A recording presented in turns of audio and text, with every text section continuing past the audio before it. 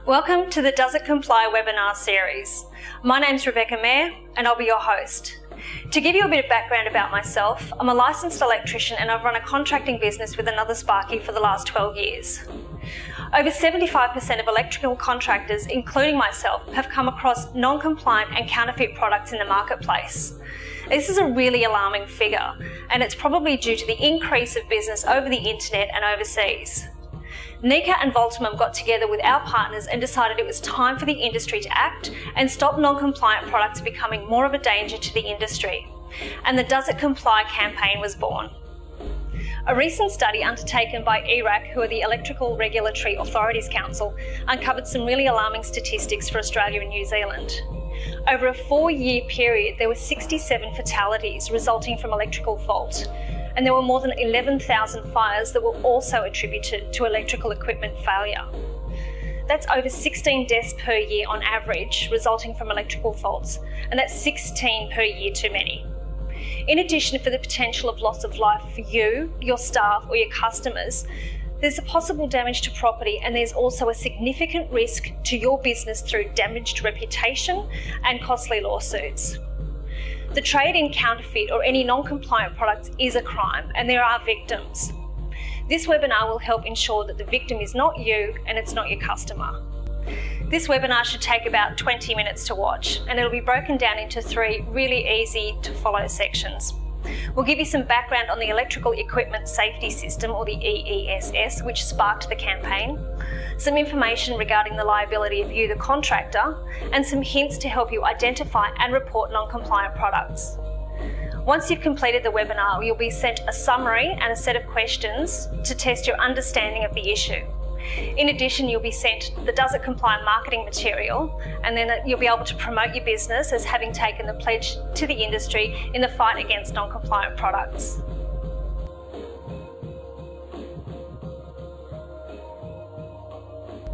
This section covers the Electrical Equipment Safety System.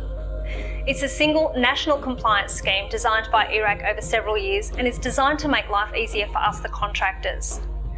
Launched in Queensland in March 2013 and since launched in additional states, it's anticipated it will roll out over most other states throughout the next couple of years, but you'll have to check with your regulator for details. It comprises of a single national database, including responsible supplier information and records of in-scope products over 3 levels, categorised based on the risk that they present. In-scope products are those that are designed or marketed as suitable for household or personal or similar use, and they're rated between 50 and 1000 volts AC. The highest risk articles are those known as prescribed articles under the current regime, but they're now known as level 3 items. These record the highest level of information, including the certificate of conformity. The national database can be searched either by equipment, say the type, brand, model, or type of equipment, and by responsible supplier name. It's also a publicly accessible national database, and it's an important feature of the system because it allows greater accountability for all parties, including the contractor, who you can ensure is purchasing the correct goods from a responsible supplier, or the public in verifying the safety and compliance of goods that they've purchased or that they've had installed.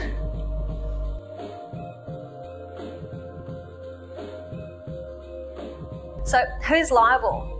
As we mentioned before, products that are not compliant to Australian standards can be really dangerous and cause damage to property, as well as have the potential to injure or even kill people. So who's going to be liable in these scenarios?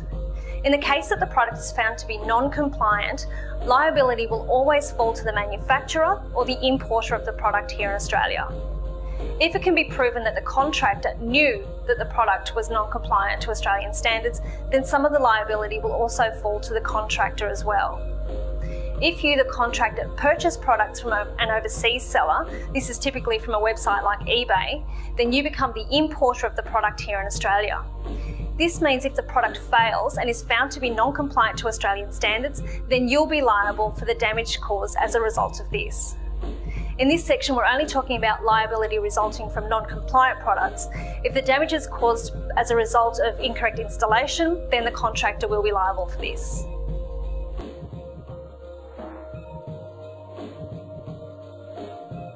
So how do we identify a non-compliant product? With the launch of the new electrical equipment safety system, the easiest way to tell will be to search for the supplier within the responsible supplier database and see if the supplier is listed there. As the launch of the EESS is still quite new, there's a grace period which will end on the 31st of August 2013, and all suppliers will need to be registered by then. The direct link to the database can be found on the Does It Comply homepage. In the event that the supplier is not listed on the EESS database, there are some common sense ways to check if the products are compliant. These include avoid products with no brand, purchase goods only from an authorised or respected distributor or manufacturer, watch for products with unusual trademarks, only buy products in their original packaging and be really cautious of packaging with blurred markings. Check to ensure only certified electrical products are acquired and installed. Beware of prices that are too good to be true. Now, if you're purchasing from overseas, make sure that you research whether the product you're bringing in is compliant to Australian standards, even if it's from a reputable brand. We've had some instances where the reputable brand is made compliant for an overseas market, but does not meet Australian standards, as the laws here are different. In such circumstances, it's best to speak with your supplier before purchasing. Finally, the new EESS has changed the marking requirements to a single regulatory compliance mark, or RCM. Suppliers or importers will need to have this sign on their electrical products within 5 years to be able to sell them in Australia. The regulatory compliance mark, or RCM, will be the only symbol used to show the equipment is linked to a responsible supplier.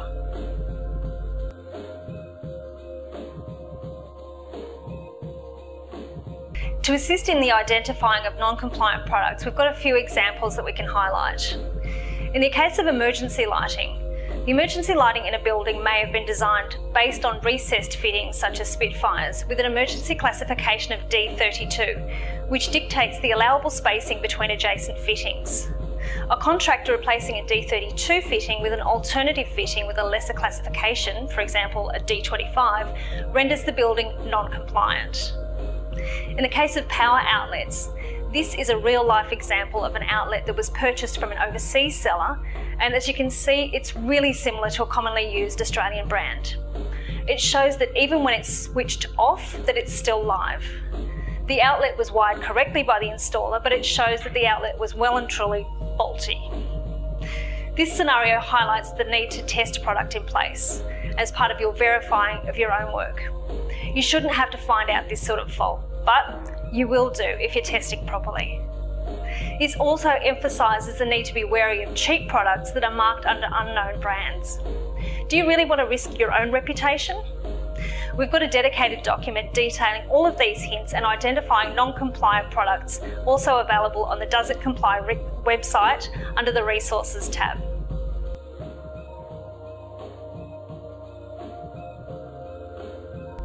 In the event that you suspect a product may not be compliant, the first thing you should do is report it to the relevant state body so they can follow this up. I know in Australia we have a deep-seated culture that we do not dob, but when it comes to safety and your reputation, it is important that non-compliant products are reported.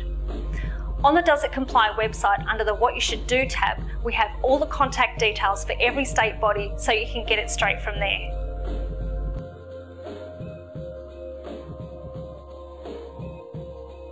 Thank you. This concludes our Does It Comply webinar. If you'd like to know more about the EESS, liability arising from non-compliance, or how to identify non-compliant products, please let us know at inquiries@doesitcomply.com.au. In the coming weeks, based on your feedback, and we do want your feedback, we'll develop more in-depth modules on these subject areas. Thanks for watching.